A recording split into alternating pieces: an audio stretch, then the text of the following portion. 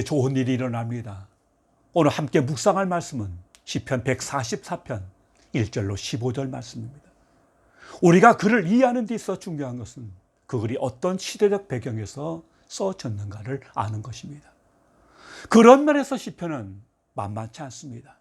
그 구체적 상황이 기록되지 않은 경우가 허다하기 때문입니다. 오늘 본문 시편 144편도 그 중에 하나입니다. 다윗의 시라는 소개 외에 아무런 것도 없어 정확한 때를 알기가 어렵습니다. 그래서 학자들은 다윗의 시라는 표제어가 있음에도 불구하고 그 배경을 두고 의견이 분분합니다. 많은 학자들은 이 시가 포로기 이후에 썼을 것이라고 주장합니다. 다윗을 저자로 주장하는 학자들 간에도 그 시기에 대해서는 의견이 나뉩니다. 헬라어 구약성경 번역본인 70인여 개 표제에는 골리앗에 관하여라는 표현이 덧붙여져 있고, 라틴어 벌게트 역시 본시 저술 배경을 골리앗에 대한 다윗의 승리와 연관시킵니다. 그러나 많은 학자들은 골리앗을 이길 때 다윗의 나이가 어린 소년이었음을 고려할 때 오늘 본문과 같이 중후한 표현을 쓰기에는 너무 어리다 하여 다른 시기로 잡고 있습니다. 아마도 시편 144편은 이스라엘 역사 가운데 큰 전쟁 가운데 하나였던 암몬 아람 연합군과의 전쟁을 그 배경으로 보는 것이 보편적인 학자들의 의견입니다. 다시 말해 시편 144편은 다윗이 겪은 수많은 전쟁에서 생명을 지키시고 승리하게 하신 하나님의 구원을 찬양하며 아울러 그들과 대치하고 있는 전쟁을 승리로 이끌어 주시기를 구하는 시임에는 틀림이 없습니다. 이러한 주장은 이 시의 저자가 이미 이스라엘 왕으로 활동하고 있는 것을 전제하고 있다는 점에서 더 큰 설득력을 가집니다. 특별히 다윗은 평생을 전쟁터에서 보낸 전사입니다. 전적이 많은 다윗의 마음이 이 시에 어떻게 묘사되어 있는지 살펴보겠습니다. 먼저 다윗에게 하나님은 어떤 분이십니까? 첫째, 하나님은 반석이셨습니다. 여기에 반석이란 높고 접근하기 어려우며 위쪽이 평평하게 된 바위나 높은 절벽을 가리킵니다. 이는 대적으로부터 자신을 건지시고 보호하신 여호와를 찬양하는 내용입니다. 둘째, 다윗에게 하나님은 다윗의 손을 가르쳐 싸우게 하시는 분이십니다. 다윗은 타고난 전사, 요즘 말로 하면 전쟁의 신이었습니다. 그렇지 않고야 어떻게 그 어린 나이에 이스라엘의 그 어떤 사람도 감히 나서지 못하는 블레셋의 맹장 골리앗과 싸우겠다고 나설 수 있겠습니까? 여호와의 영광을 위해서 싸우겠다는 그의 투지와 그의 전투 역량은 이미 당대 최고 수준이었습니다. 다윗은 어디로 가든지 승리했습니다. 다윗은 그러한 승리의 영광을 하나님께서 그를 훈련시키신 결과라며 하나님께 돌리고 있습니다. 이 구절을 원문대로 직역한다면 저는 전쟁을 위하여 나의 손들을 그리고 전투를 위하여 나의 손가락을 훈련시키신 분이다입니다. 하나님은 당신의 명예가 걸린 전쟁을 위하여 다윗을 일찍부터 전사로 훈련시키신 분입니다. 셋째로 다윗에게 하나님은 나의 인자시요 나의 요새시요 나의 산성이시요 나를 건지신 자시요 나의 방패시요 나의 피난처이시요 내 백성을 내게 복종케 하시는 하나님이셨습니다. 다양하게 기술하고 있는데 전체적으로 어떤 이미지가 떠오릅니까? 다윗에게 하나님은 모든 것이 되시는 분이셨습니다. 다윗은 역사의 무대에 어린 청소년의 나이로 골리앗을 쳐 죽이며 혜성처럼 등장했습니다. 이후 그의 삶의 자리는 줄곧 전쟁터였습니다. 전쟁은 낭만이 아닙니다. 언제 어디서 어떻게 적의 칼이나 화살이 날아올지 모를 생사의 고비를 넘는 군인에게 전쟁은 그야말로 한치 앞을 알 수 없는 긴장의 연속입니다. 자신이 용맹하다고 힘이 있다고 내일의 호흡이 보장되는 게 아님을 다윗은 누구보다 잘 알았을 것입니다. 그러한 수많은 전쟁터에서 자신을 지켜주시고 보호하신 하나님, 다윗에게 하나님은 생명 자체가 되시는 분이었습니다. 그래서 1절과 2절에서 다윗은 자신을 생명싸개 안에 싸서 보호해 주신 하나님께 감사하고 찬양합니다. 이어 3절은 그러한 은혜가 자신의 의나 행위에서 기인한 것이 전혀 아니요 오직 주권자 되신 하나님의 은혜로 된 것임을 분명히 밝히고 있습니다. 즉 자기를 포함한 인생은 그 자체가 인정해줄 아무런 가치가 없는 존재임에도 불구하고 은혜를 베풀어 주신 하나님께 감사함을 표현하고 있습니다. 다윗은 고백합니다. 여호와여, 사람이 무엇이간데 주께서 저를 알아주시며 인생이 무엇이간데 저를 생각하시나이까. 하나님, 제가 뭔데 이렇게 은혜를 주십니까? 제가 뭔데 이렇게 잘해주세요? 자신을 생각할수록 그런 은혜를 받을 어떤 조건도 없다는 사실을 고백한 것입니다. 여러분, 인생이란 어떤 존재입니까?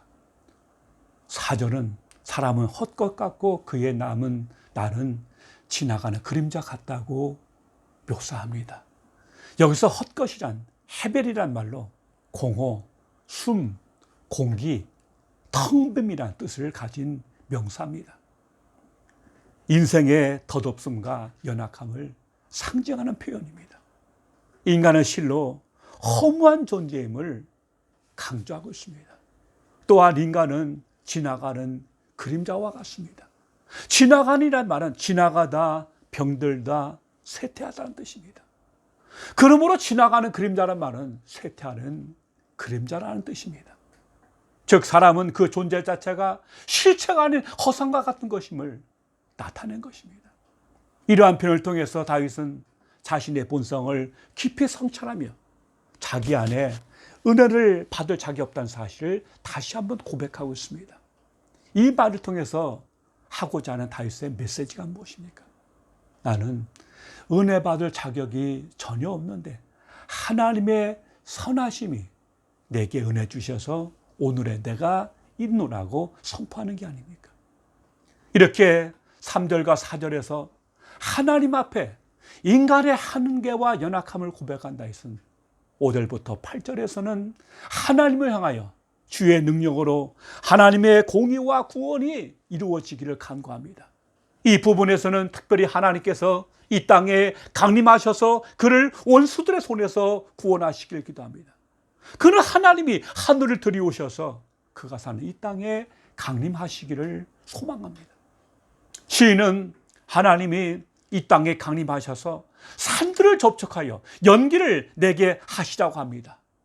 연기로 가득한 산은 신의 산을 연상케 합니다. 그는 하나님이 신의 산에 임하셨을 때 지니셨던 영광과 위엄으로 이번에도 임하시기를 간구합니다. 하나님 오셔서 다시 승리를 주실 것입니다. 그래야 그는 새 노래로 노래하며 열줄 비파로 주를 찬양하겠다고 다짐합니다.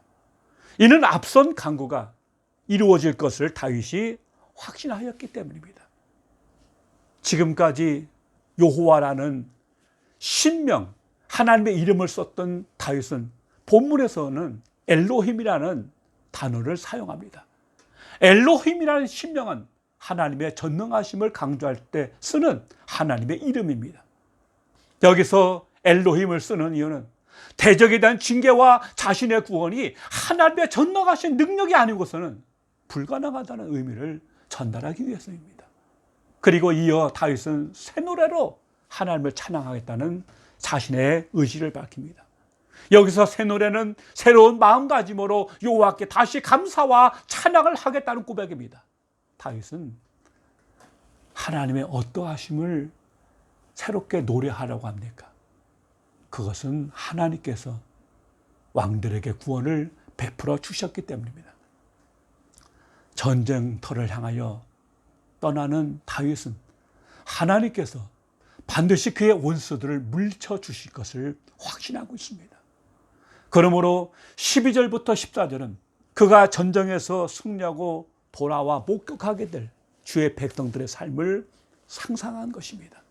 한마디로 말해서 참 평안과 평화가 겠던 샬롬의 사회입니다. 시인이 구하는 축복에는 흐름이 있습니다. 처음에는 가족에 대한 축복을 구하고 농작물에 대한 복을 구합니다. 이어서 국가적인 군사적인 축복을 구합니다. 마지막으로 다윗은 온 백성에게 복을 빕니다. 그것은 주의 백성이 다시는 전쟁할 일도 적들의 침략을 받을 일도 피할 일도 없는 평화가 온누리에 충만한 것입니다. 마지막으로 15절은 하나님의 축복을 선포합니다. 이러한 백성은 복이 있나니 여호와를 자기 하나님으로 삼은 백성은 복이 있도다. 다윗은 12절로 14절에서 자신이 꿈꾸는 이러한 샬롬의 사회를 묘사한 다음에 자기와 함께 이런 사회를 꿈꾸고 이루려는 백성은 복이 있다고 하면서 이 노래를 마무리합니다. 당연합니다. 이 땅에서 이러한 평안과 평화를 누리며 사는 것은 결코 쉽지 않기 때문입니다. 그러나 모든 사람이 여호와를 의지하고 이 비전에 헌신한다면 가능한 복입니다. 그러므로 그는 여호와를 자기 하나님으로 삼은 백성은 참으로 복되다고 합니다. 주님이 도우시면 이러한 사회를 이룰 수 있기 때문입니다. 더 나아가 이 말씀은 근본적으로 여호와를 예배하고 섬기며 또한 전적으로 의지하며 그의 말씀에 따라 살 때 그것이 진정한 축복이라는 사실을 강조합니다. 그런 의미에서 12절부터 14절에 언급된 평화와 번영 그리고 축복은 여호와를 자기 하나님으로 삼아 의지하는 자들에게 주어지는 결과입니다. 궁극적으로 오늘 시편은 결국 하나님을 그 하나님으로 모시고 살 것을 촉구하는 의미를 전달하고 있습니다. 그렇습니다. 하나님을 가까이 함이 인생의 축복입니다.